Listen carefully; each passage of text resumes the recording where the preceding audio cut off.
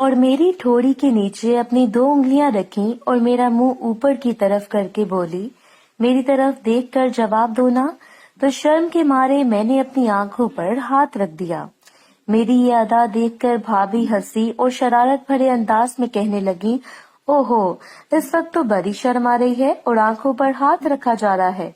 लेकिन जिस वक्त हुमा जी मैंने आपको देखा था, तो क्या आप बता सकती हैं कि इस वक्त आपका हाथ कहाँ थे और क्या कर रहे थे? भाभी ने मुझे ये बात की और फिर बड़े जोर से हंस पड़ी और कहने लगी, रिलैक्स यार। और साथ ही भाभी ने फ्रेंच वाला काम शुरू कर दिया। लेकिन मैंने भाभी की इस हरकत की कोई मजाहमत नहीं की और भाभी जो भी कर रही थी इसे करने दिया। इसके बाद हमने एक दूसरे का ऊपर ऊपर से दरवाजा पेंट करना शुरू कर दिया। जैसे ही हम दरवाजा पेंट करके फारिग हो गए, भाभी साइड पर लेट गई और इतनी ज्यादा मुशक्कत की वजह से कम अज कम मैं तो बहुत ज्यादा थक गई थी।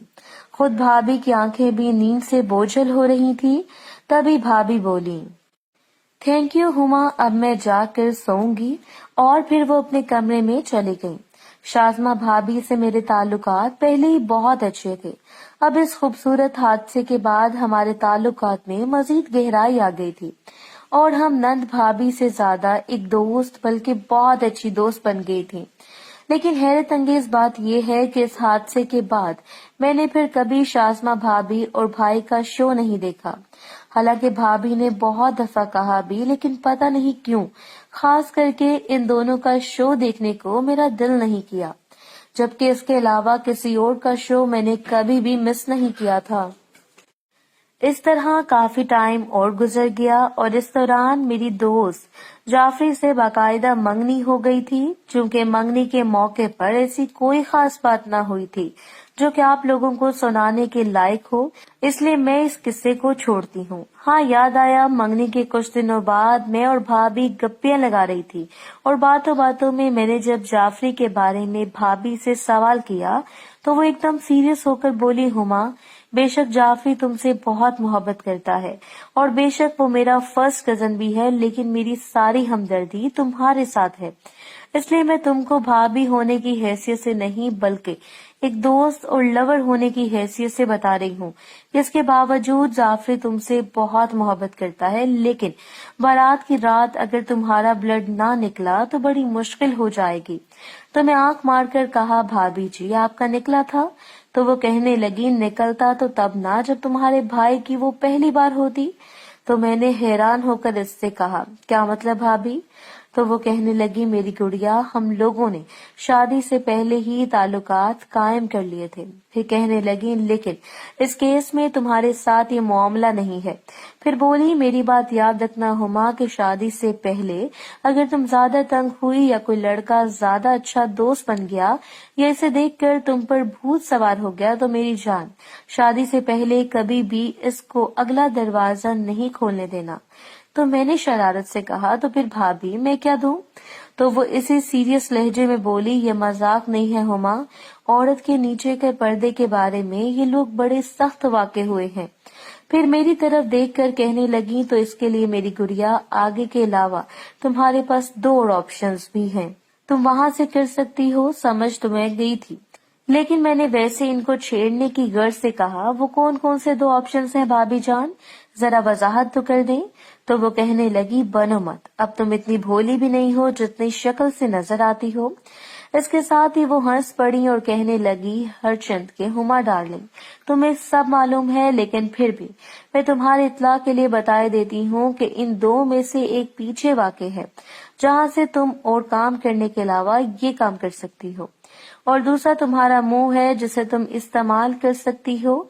इससे पहले कि इस टॉपिक पर वो कुछ और रोशनी डालती, अम्मा हमारे पास आकर बैठ गई और कहने लगी, नंद भाभी के बीच क्या बातें हो रही हैं? अम्मा को देखकर भाभी जरा घबराई और कहने लगी, कुछ खास नहीं, बस वैसे ही फैशन की बातें कर रही थी कि किस कदर जल्द फैशन बदल जाता है।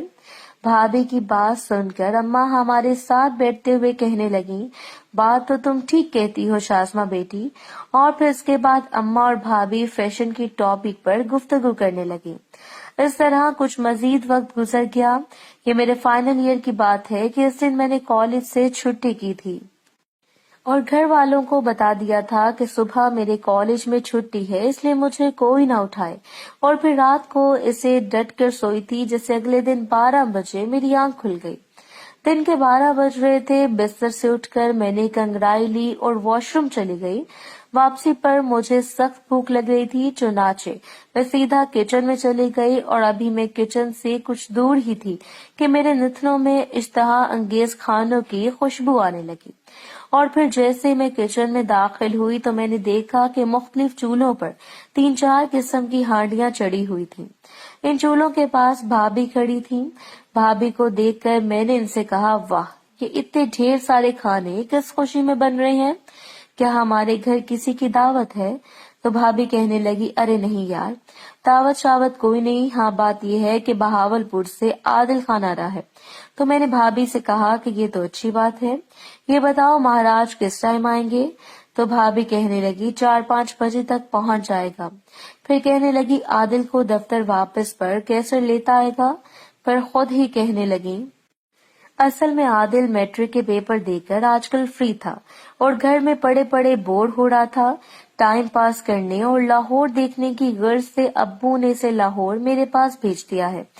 بھابھی کی بات سن کر میں نے اس سے کہا کہ ضرور دکھاؤ جی لاہور، کیونکہ سیانے کہتے ہیں جنہیں لاہور نہیں دیکھا اور جمیا ہی نہیں.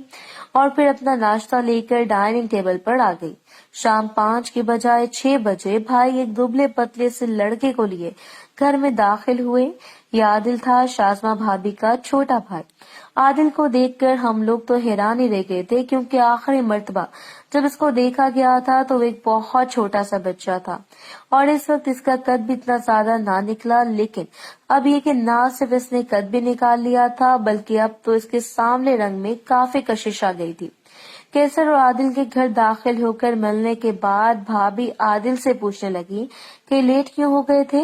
تو عادل کے بجائے کیسر بھائی نے جواب دیتے ہوئے کہا کہ مت پوچھ یار، بس پورے 2 گھنٹے لیٹ آئی تھی، میں تو انتظار کر کے تھک گیا تھا. اس پر بھابھی نے تشویش سے عادل کی طرف دیکھا اور کہنے لگی، خیریت، بس کیوں لیٹ ہوئی تھی؟ تو عادل نے جواب دیتے ہوئے کہا کہ وہ باجی بس راستے میں خراب ہو گئی تھی، جس کی وجہ سے وہ لوگ لیٹ ہو گئے تھے اور یوں عادل ہمارے گھر رہنا شروع ہو گیا.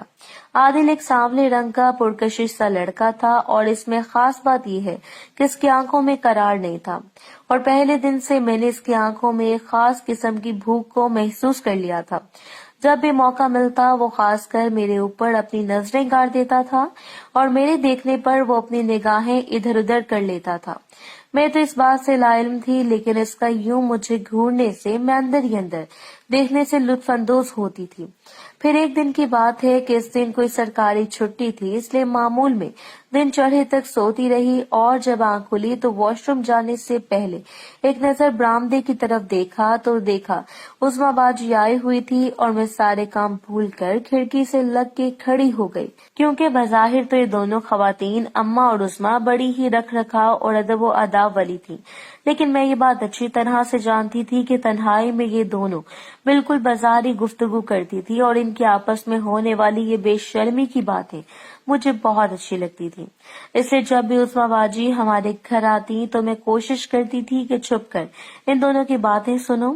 اس وقت میں بھی کھڑکی سے لگی ان دونوں کی باتیں سننے کی کوشش کر رہی تھی، لیکن اس وقت وہ دونوں سامنے والی شیخ صاحب کی بیگم کی برائیاں کر رہی تھی. اماں اور عظمیٰ باجی سے تھوڑے فاصلے پر عادل اور بھابھی بیٹھے ہوئے تھے. بھابھی چارپائی پر بیٹھی کوئی سبزی بنا رہی تھی، جبکہ عادل کے سامنے کرسی پر وہ بیٹھا چائے پی رہا تھا.